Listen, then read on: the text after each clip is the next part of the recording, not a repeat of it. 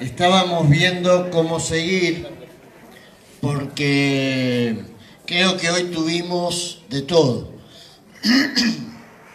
Tuvimos, que hacía falta tenerlo, una parte de intensidad, de emoción, de reafirmarnos en nuestras convicciones, de poner el tono muy alto en la emoción, recordando todo lo que fuimos capaces de construir, todo lo que fuimos capaces de avanzar.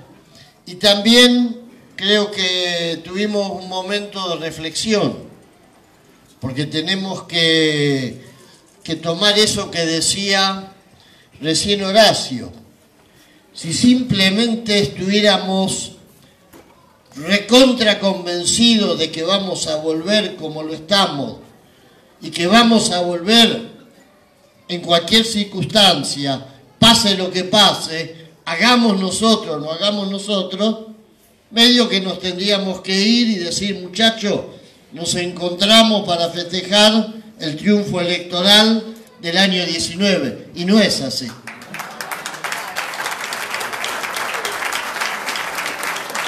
Y digo, todos los que estamos acá somos militantes, todos tenemos una actitud relevante dentro de nuestro territorio, dentro de nuestro organismo de derechos humanos, dentro de nuestro sindicato, dentro de nuestro movimiento social, dentro del barrio, en el comedor, en el lugar que nos toca trabajar. Entonces creo que son importantes también estas reflexiones. Es importante saber que depende de que nosotros estemos en la calle y que esa presencia en la calle, esa movilización, sea organizada, sea conducida, sea unificada, que tenga un discurso convocante, depende de eso que vayamos generando las condiciones para que de acá al 2019, como decíamos y lo recordaba un compañero ayer, este gobierno se acueste escuchando nuestra voz en la calle y se levante escuchando más fuerte y más masivamente nuestra voz en la calle.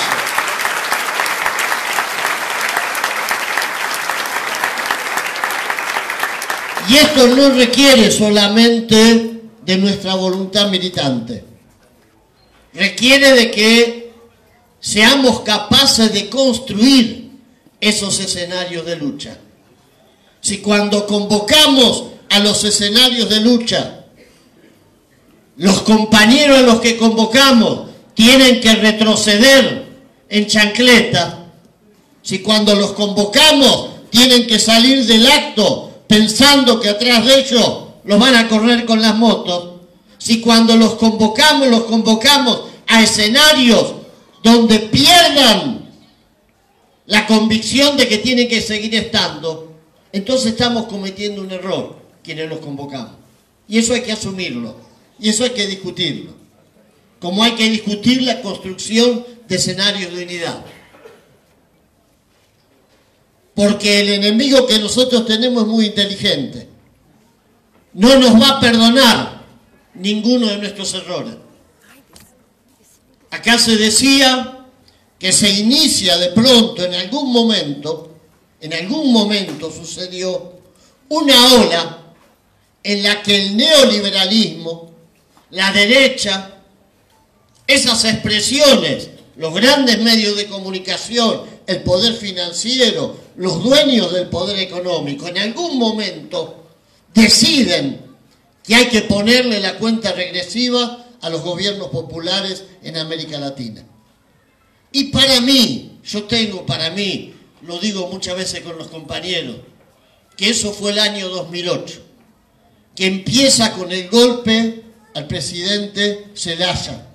Mel Zelaya en Honduras en el año 2008 es destituido y ahí aparece el primer juicio de una Corte Suprema los militares vinculados al Pentágono, los grandes grupos mediáticos y sectores del poder económico que acorralan al pueblo hondureño.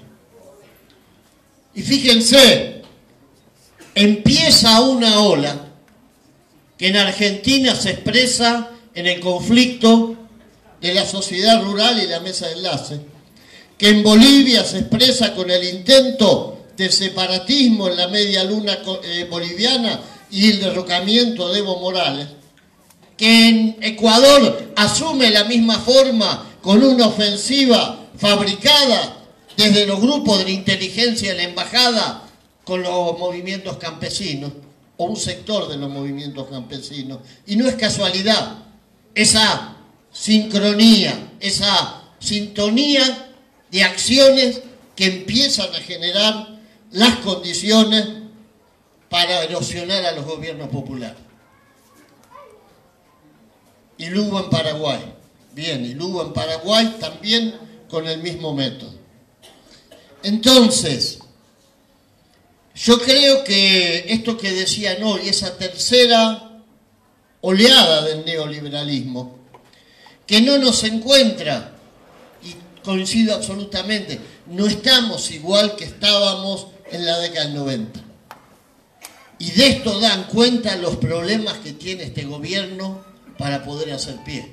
De esto da cuenta los tremendos problemas que tuvo este gobierno para poder sostenerse ante la ofensiva de los sectores populares que salimos a enfrentar su política de ajuste.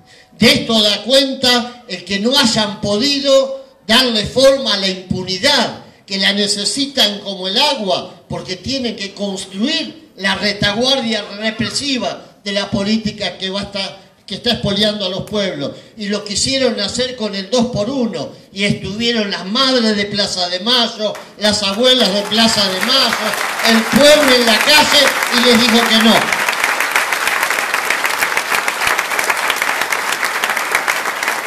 Y eso hace a eso que nos hace distinto al resto de América Latina. Nos hace distinto al resto de América Latina el haber juzgado a los genocidas. Nos hace distinto al resto de América Latina ese sujeto colectivo de una enorme estatura ética que le da un valor a los principios democráticos que nosotros defendemos, que ellos no pueden igualar, que son las madres y las abuelas de Plaza de Mayo.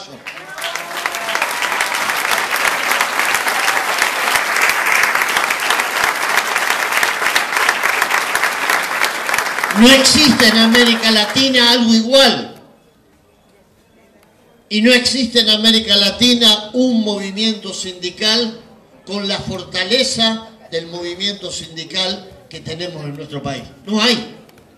No hay. Han avanzado hasta el punto casi de destruir al movimiento sindical, de atomizarlo, de fragmentarlo, de convertirlo en una sombra de lo que fue en algunos países de América Latina. Pero acá no lo pudieron hacer. Acá lo intentaron una y otra vez y no lo pudieron hacer.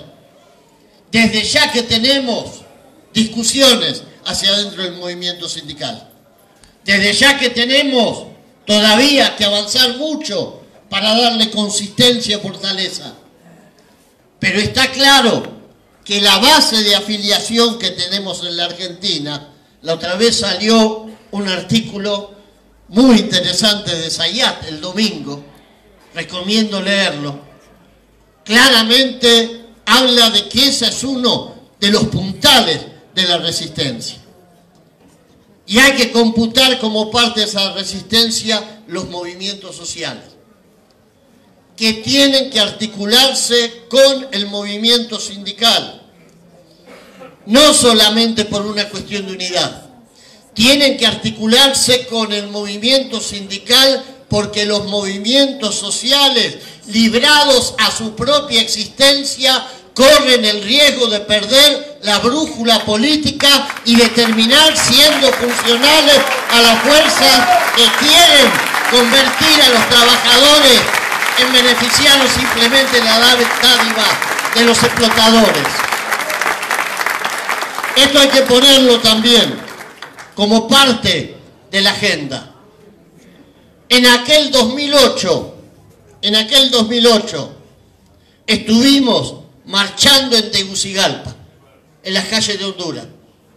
Y luego estuvimos, con poca diferencia de día, allá, en la media luna boliviana, bancando a Evo en un acto donde estábamos sitiados por una especie de clase dominante de ese sector que finalmente fue derrotada.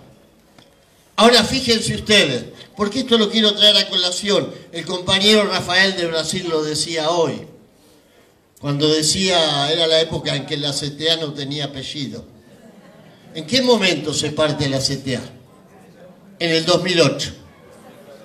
En el 2008 un sector de la CTA lee el 2008 como una revuelta campesina. Lo definieron taxativamente.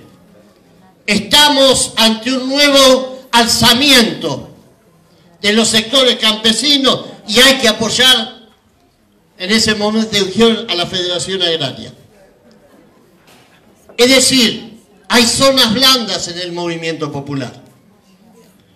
Hay zonas blandas en el movimiento popular. La CTA, que había tenido un aporte tan importante como el MTA en la lucha de los 90, no fue capaz de leer que se iniciaba en la Argentina la embestida de los grupos del poder que iba a terminar con la derrota del kirchnerismo en el 2015. Y ahí estaban los grandes medios de comunicación, generando esa mentira de que el campo se ponía de pie para defender a todos los argentinos. Y ahí estaban los grupos económicos grabando. Ahí estaban aplaudiendo a los piquetes de la opulencia. Los tipos con las 4x4 cargadas de armas largas y festejando la señora Carrió el canto a la democracia porque el pueblo se ponía de pie. Y lamentablemente un dirigente histórico de la CTA repetía lo mismo y hacía la misma caracterización. Y ahí se parte la CTA. Por supuesto, si me dan a elegir, hubiese sido mejor no partirse. Ahora, puestos a tener que definir, definimos claramente. Una central puede ser autónoma, lo que no puede ser es neutral en el momento que la clase dominante intenta tirar por el piso un gobierno popular.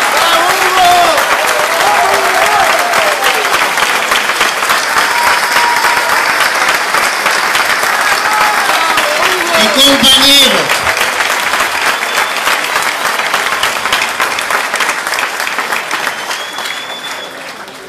después tuvimos otros momentos que nos significaron perder una parte del apoyo del movimiento obrero. El famoso tema del impuesto a las ganancias. Y yo creo que ahí también se cometieron errores del lado del gobierno. No era un tema para convertirlo en una cuestión de antagonismo, pero un imperdonable error, o mejor dicho, no imperdonable, porque ya está perdonado, pero un error. Ya está perdonado. Y lo traigo a colación solamente porque tenemos que hacer esta reflexión. No tenemos que dejar que el enemigo ahueque las fuerzas que son las que tienen que sostener a los gobiernos populares. El mismo problema, yo sé que con determinado sector del movimiento sindical en Bolivia, el mismo problema en Venezuela, el mismo problema en Ecuador. Entonces, son temas que nosotros tenemos que pensar, no para atrás, para adelante. Para adelante, porque yo estoy seguro que en el 2019 los vamos a derrotar. Pero para poder derrotarlos en el 2019, tenemos que ser conscientes de que tenemos que derrotarlos a condición de que seamos capaces de sostener las políticas de un gobierno popular del 2019 en adelante.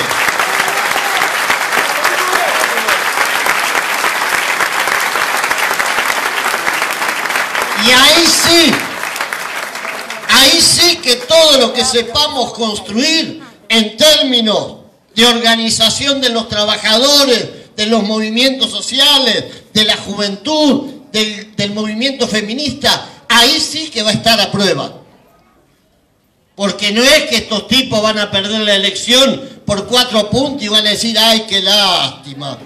Con todo lo que nos habíamos llevado y nos podíamos seguir llevando, mirá, con la deuda, mirá toda la plata que le prestamos a estos tipos y ahora perdimos la elección. Bueno, ¿qué va a hacer? Nos vamos, nos volvemos a casa, otra vez será, otra vez lo pensamos 2 veces. No va a pasar eso. Al otro día que haya asumido la compañera Cristina, o quien Cristina en última instancia defina,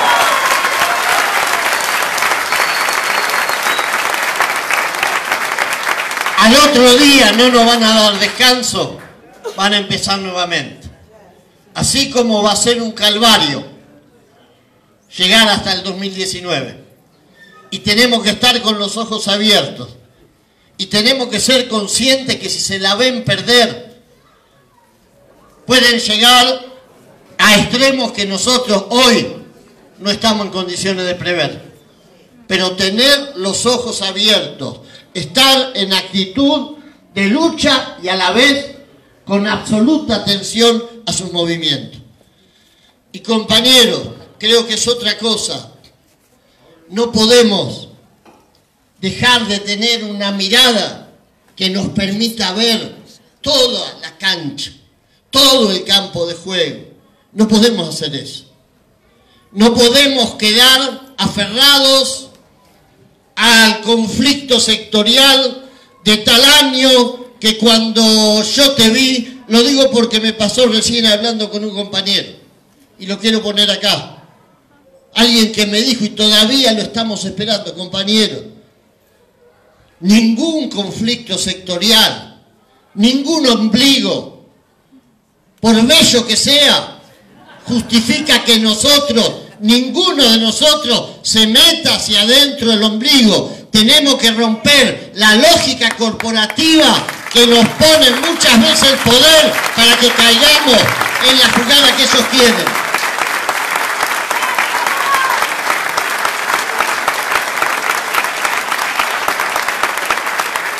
Y esto no quiere decir tomar distancia, no. No hemos tomado distancia nunca de ninguna lucha. Pero sí significa saber que un conflicto sirve cuando genera las condiciones y las correlaciones de fuerza que fortalece al conjunto. No cuando debilita, no cuando aísla. Pensemos en lo que viene. 2 minutos. Necesitamos fortalecer la unidad entre la CTA y la CGT. Imprescindible. Más, y yo lo repito una y otra vez, necesitamos imaginar que la CTA puede ser parte de una CGT dispuesta a confrontar para tener un gobierno popular y para defender a un gobierno popular.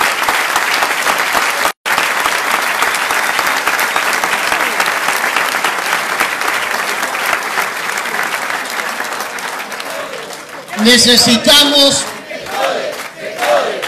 unidad de los trabajadores y al que no le gusta se jode, unidad. Necesitamos construir eso que se planteó acá, que es cuál va a ser la base sobre la cual vamos a imaginar y proyectar la unidad que imprescindiblemente necesitamos para ese frente nacional, popular, feminista, progresista, antiimperialista, que tiene que hacer que ese 70% que hoy ya sabe que la política de Macri es un fracaso, tenga conciencia y voluntad de superarla votando una propuesta nacional que nosotros tenemos que construir en un marco de unidad. Pero ahí hay que definir 5, 7, 8 grandes ideas para decirles a todos, sobre la base de esto construimos la unidad. Y yo creo que necesitamos fortalecer la Mesa de Acción Política del Justicialismo. Ese es el ámbito donde nosotros tenemos que poder delinear ese mapa de la unidad a partir del cual podamos construir esa propuesta. Porque hay que definir el lugar donde lo vamos a hacer. Porque no podemos imaginar la unidad como partes de un todo que van a venir volando por el aire y un día se van a encastrar. No, eso hay que construirlo. Eso requiere poner inteligencia, tesón, voluntad. Si un compañero como Luis, con ese dedo índice que atemoriza, es capaz de meterlo en el dedo, ¿qué no tenemos que hacer todas las organizaciones del campo popular para poder construirlo? Y por último, tenemos definiciones que en pocos días más vamos a tomar de conjunto. Una es la posibilidad de una nueva jornada de lucha nacional. Creo que hace falta, es necesario. Tenemos que dar un paso más en eso que fue el gran acto de Luján, convocando a una jornada nacional de lucha activa con un paro de 36 horas que pueda surgir del conjunto de las centrales de la Argentina. Tenemos que hacer lo posible para que esa convocatoria nacional surja de todos los sectores del movimiento sindical. Por primera vez sería importantísimo poder sentarnos y convocarlos juntos desde todos los sectores. Y hay que pensar en una gran movilización, como acá lo decían los compañeros de la Confederación Sindical de las Américas, Rafael Freire. Hay que pensar en una gran movilización para cuando se reúne el G20.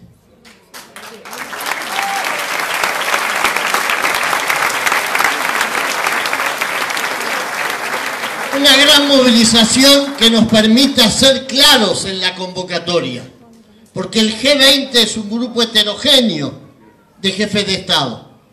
No es lo mismo el presidente de, qué sé yo, de México o el de China que el de Estados Unidos de Norteamérica. No es lo mismo. No tenemos que confundir lo que significa eso. Nosotros tenemos que hacer un acto de lucha ese día, una gran movilización antiimperialista. Ese día no hay que confundirse, hay que decirle a Donald Trump no al patio trasero, sí a la unidad de América Latina y fuera el imperialismo de nuestros países.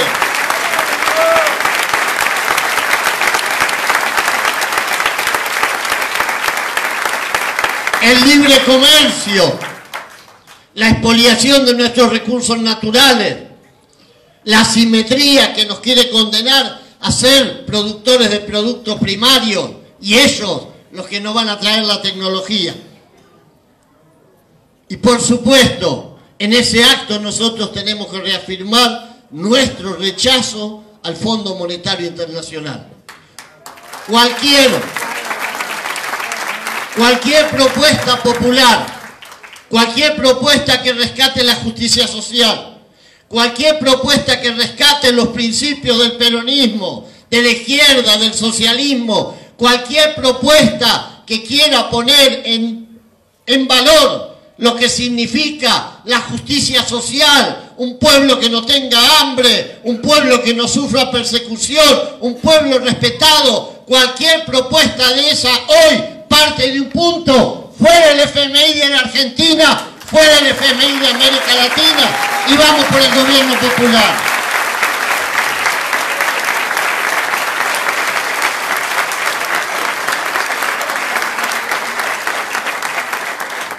Y compañeros, yo compañeras, quería hacer como un puente de continuidad, porque tenemos un gobierno en América Latina, especialmente uno, que es el que ha ido más a fondo con las transformaciones.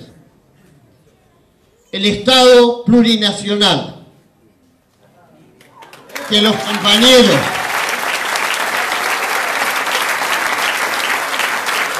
fueron capaces de construir. No solamente retoma la lucha de los 500 años de resistencia contra la opresión colonialista, retoma las banderas, las mejores banderas de las luchas de los grandes latinoamericanistas que fueron capaces de escribir páginas de gloria para nuestro continente.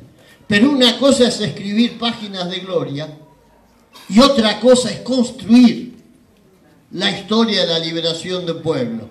Por eso nosotros queríamos cerrar esto con una presencia especial, que es la del compañero Sixto, en representación de Evo Morales, en representación de ese pueblo que fue capaz de esa construcción.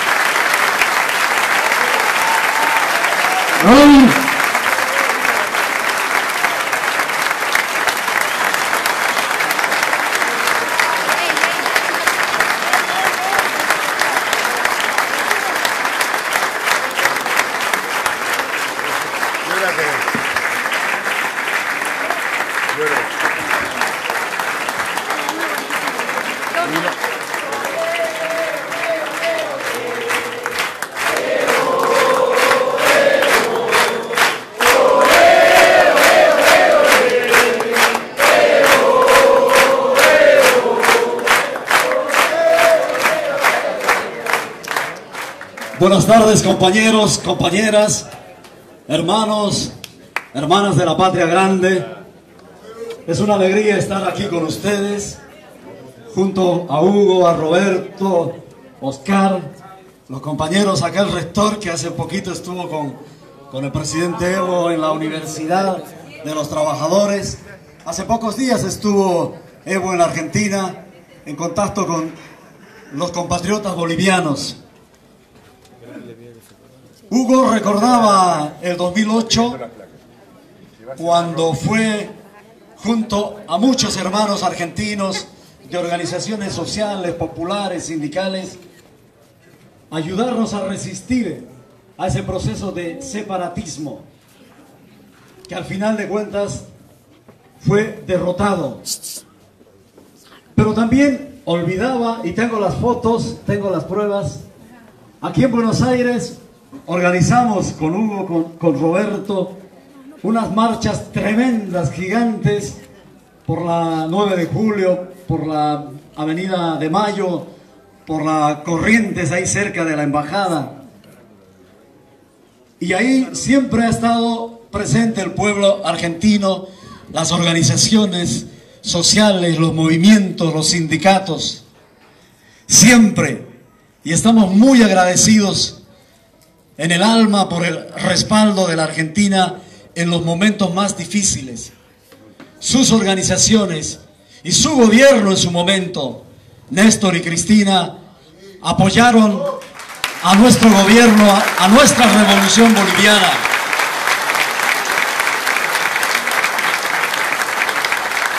Yo recuerdo cuando estuvimos en Santa Cruz, estaba el presidente recién, pocos meses, fue el presidente Kirchner, y en un momento muy difícil, antes de tomar una gran decisión, que luego fue la base del éxito de la economía para el pueblo, Néstor le dijo algo importante que nunca olvidamos y que el presidente Evo siempre lo recuerda y lo repite. Estábamos en ese proceso de recuperar nuestros recursos naturales, es decir, de nacionalizar. Pero ahí empezó una guerra del miedo y decían, Evo, no lo hagas. Los medios de comunicación decían, Bolivia se va a quedar aislada. Sin embargo, Evo fue adelante y llevó la nacionalización. Pero en ese proceso, Néstor le había dicho a Evo en Santa Cruz de la Sierra, en un campo deportivo muy chiquito todavía, estábamos empezando recién, yo estaba de gerente de la televisión pública y estaba más ocupado en las cámaras, en los cables, y Néstor le dijo, Evo, si las transnacionales se van, Argentina. El pueblo argentino va a venir a invertir cuando recupere los recursos naturales. Pero no solo eso, el 2008 también, momentos muy difíciles. El Estado argentino, el pueblo argentino nos dio una gran mano de solidaridad. Y eso nunca vamos a olvidar, porque los pueblos en la cosmovisión andina, amazónica, en el alma hay que llevar la gratitud. No hay que ser malagradecidos. No hay que olvidarnos a quien nos ha ayudado, nos ha dado una mano. Porque muchas veces creemos que lo que tenemos es solo virtud nuestra. Y no es así. Siempre las conquistas se hacen de manera colectiva. Siempre entre todos, muchas manos.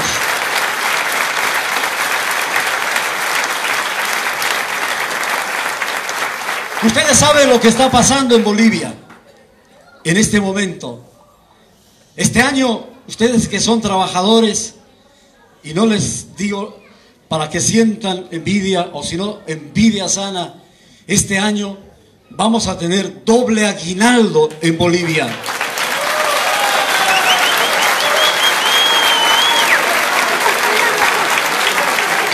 Hace más de 10 años que las tarifas del gas, del agua, de la gasolina, de la energía eléctrica, hace un decenio que no sube nada.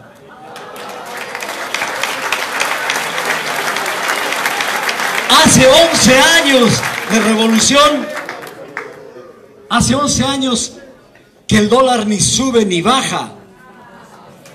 El peso boliviano está fortalecido. Nuestra economía se ha nacionalizado, se ha bolivianizado. Nuestra economía no depende de ningún factor foráneo. Y nuestros economistas son de universidades públicas, nada de organismos foráneos. El 96% de los ahorros de los bolivianos, el 96% de los ahorros de los bolivianos está en moneda boliviana. Para que vean. Pero no solo eso, hermanos y hermanas de Argentina. El crecimiento económico, otra vez este año va a ser el mayor de toda América. Pero un crecimiento económico para distribuir la riqueza al pueblo. No para unas cuantas familias, para una élite. Pero en lo social, no solo en lo económico, en lo social, la distribución de la riqueza hoy llega a los niños. Tenemos, por ejemplo, un bono que se llama Juancito Pinto. Es el nombre de un niño que cuidó la bandera en pleno puente cuando Chile invadía y se apropiaba de nuestra costa y de nuestro territorio. Y a los niños queremos enseñarles, además de ir ese bono contra la deserción, de enseñarles que hay que amar a la patria, defender a la patria, nunca traicionar a la patria, ni vender a la patria. Y las mamás también, las mujeres también, porque la revolución no solo es para los machos. Y acá cada vez más tienen que haber mujeres, compañeros, compañeras. Y no por la moda, ni por teorización de género, sino porque solo la revolución se hace como un tejido, compañeros, compañeras. Los revolucionarios tenemos que ser tejedores. Y ahí voy lo que decía Hugo, lo que decían muchos, el tema de la unidad de los pueblos. Saben, en las comunidades más frías de Bolivia hay un impermeable, aunque no crean, no tiene nada de plástico, nada de especial. Es puro hilo, puro tejido, de la llama, de la oveja, de la alpaca. Llueve, no entra una gota de agua. ¿Y saben qué significa esto? Esos ponchos, esos aguayos, esos tejidos, solo son posibles cuando muchos hilos se juntan. Y mejor si son hilos de todos los colores. ¿Ven que los ponchos de muchos colores son más hermosos? Entonces, la revolución se tiene que hacer de esa manera. Juntar todos los hilos, todos los colores, para que no penetre el enemigo del pueblo.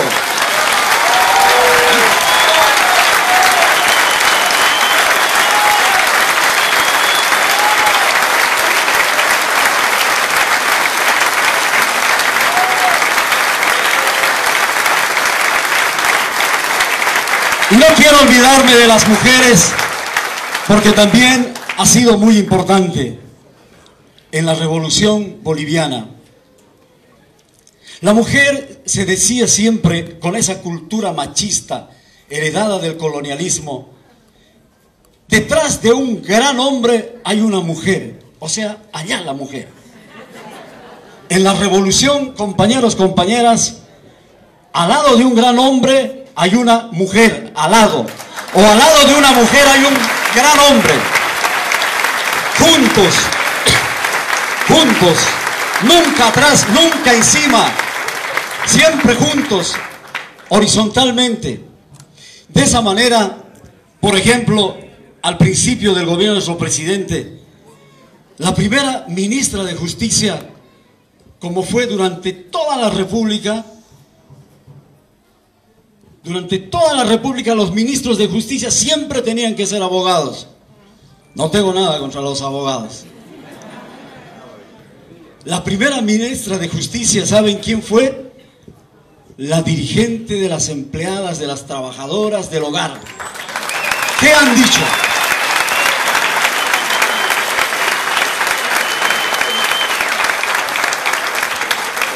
No solo eso, hasta la llegada de Evo, por esa mentalidad colonialista, machista, los títulos de la tierra no podían salir a nombre de las mujeres. Cuando la mujer se quedaba en la casa, en la tierra, el hombre migraba por una razón o se iba a cualquier cosa, la mujer se quedaba con las guaguas y no podían salir los títulos a nombre de ellas.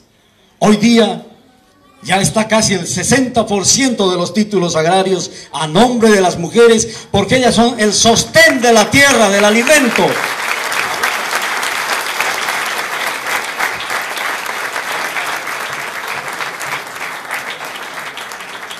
Y termino, hermanos, hermanas, los jóvenes.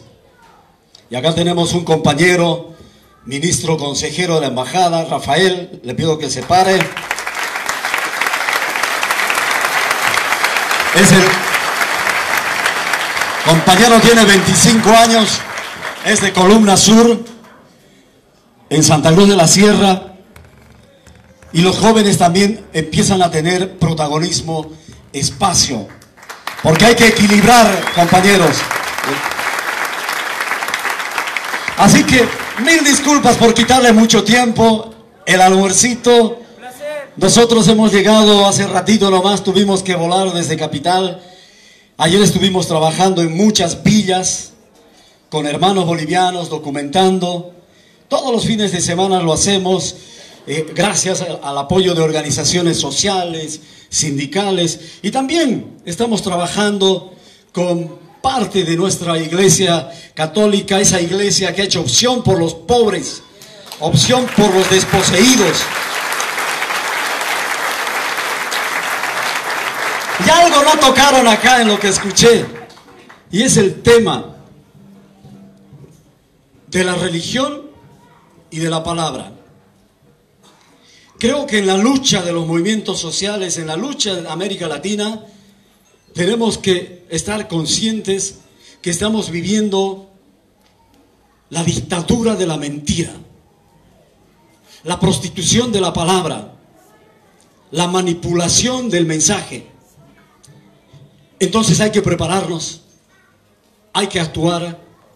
Está muy bien pisar el territorio del pueblo, pero no abandonemos el territorio digital para responder a las mentiras. Mentiras que van construyendo después monstruos que parecen una belleza. Y en el tema de la religión, si uno se fija, y acá Horacio ha hecho tanta investigación sobre la iglesia en América Latina, particularmente en la Argentina, pero si vemos en general, creo que nos han arrebatado un discurso y lo han manipulado. El primer antiimperialista, el primer revolucionario ha sido Jesucristo de Nazaret, porque se enfrentó al imperio romano, que era corrupto, que era abusivo, que era prepotente, que era insensible. Y no podemos permitir que otros usen a un revolucionario de verdad, manipulando y convirtiéndole en instrumento de dominación cuando fue un instrumento de liberación.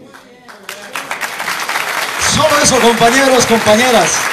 Muchas gracias, Hugo. Muchas gracias, Roberto.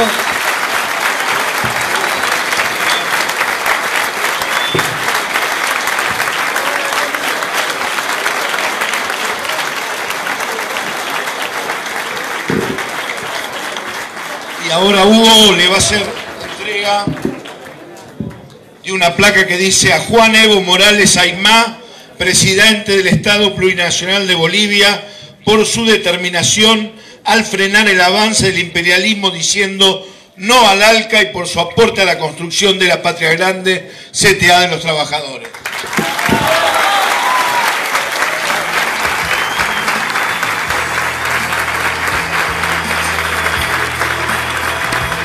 Y le pedimos, porque vamos a hacer otro homenaje también muy sentido al compañero Guado de Pedro, porque vamos a hacer la entrega para que le lleve a Máximo, a Cristina, un recordatorio, también para el compañero Néstor Carlos Kirchner.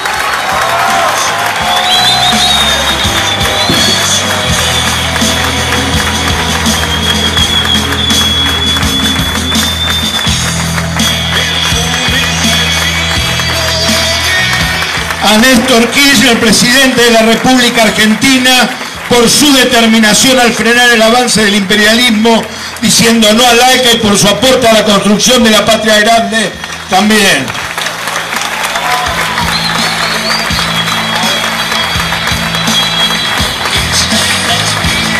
Sí.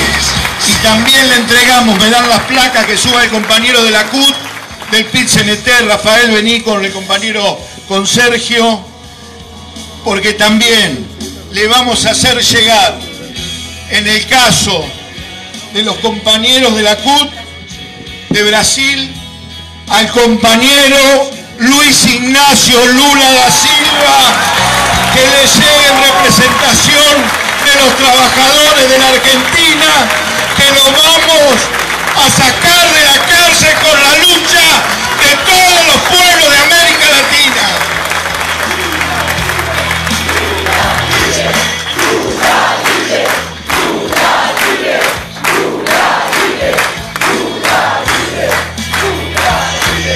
Y al compañero, esta es para Tabaré Vázquez, que fue también uno de esos presidentes, pero después le vamos a mandar una también a nuestro querido Pepe Mujica, que también es una referencia de la lucha de los pueblos de Latinoamérica.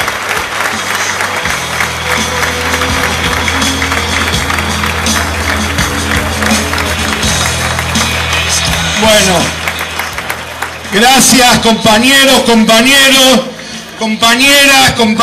fue una jornada excelente y la verdad que nos vamos con mucha fuerza y con un compromiso el año que viene terminar con el neoliberalismo en la República Argentina para que se termine en toda América Latina. Gracias.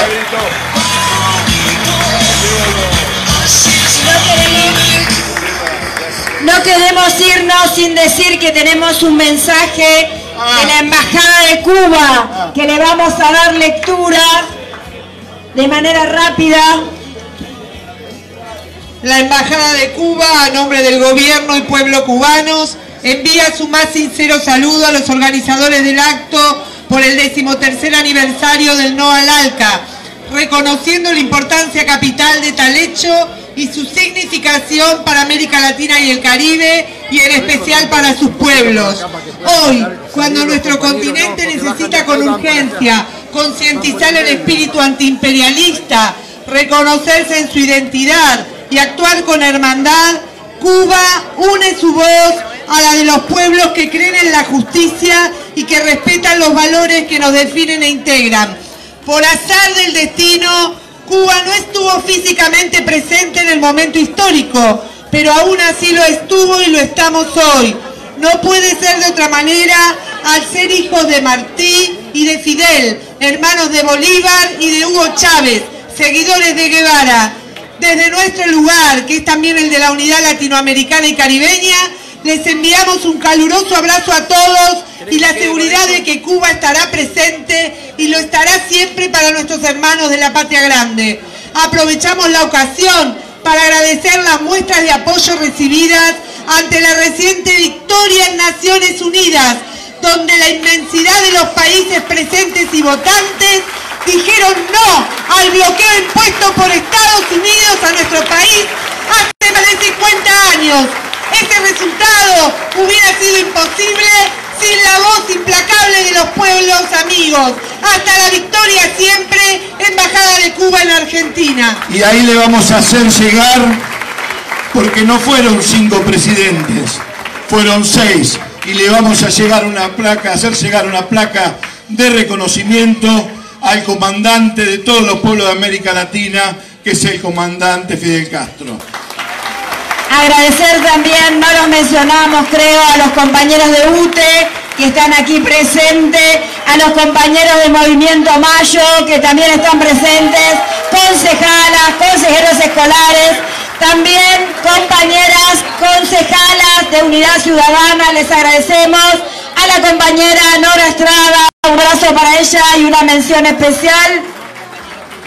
También compañeros judiciales están presentes, judiciales unidos bonaerenses, y una convocatoria. Hoy la conmemoración y la celebración del No al ALCA, el No al FMI, hoy abrazo solidario, 19 horas acá en Mar del